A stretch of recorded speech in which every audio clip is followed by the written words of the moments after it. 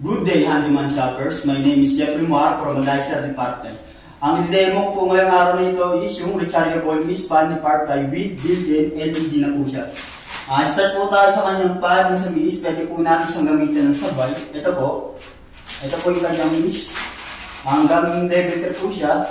Then sa kanyang pad naman po is hanggang 24 level naman po siya. Pag sa ganung level po natin siyang gagamitin, tatagal po yung kanyang pad ng 5 hours. Then sa pinakamahina naman po niya is 8 hours. Then next po natin yung kanyang ilaw. Pag sa ganito pong lakas is magagamit po natin siya ng 35 hours. Then sa pinakamahina naman po niya is 80 hours. Ganun po katagal. Then may kasama rin po siyang timer. Ito po. Halimbawa po, gusto po natin siyang sa loob ng isang oras mamatay.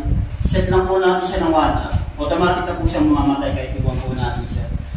Then meron din po siyang kasamang mga mode, gaya po ng normal, laser, and sleep. Then pwede rin po natin siyang swing. Ayan po. Sa ano naman po niya, may kasama rin po siyang remote. Ito po. Sa mga ayaw po yung dito sa kanyang screen.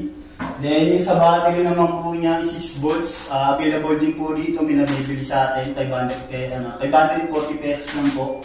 Then ang kanya naman pong warranty is 6 months. Included po doon yung ilaw, yung charger niya, and yung battery niya. Price naman po nito is 7,500 pesos lang. Sa mga gusto pong bumili, visit lang po rito kay RMR Square, Handyman Tandang Sora. Maraming salamat po.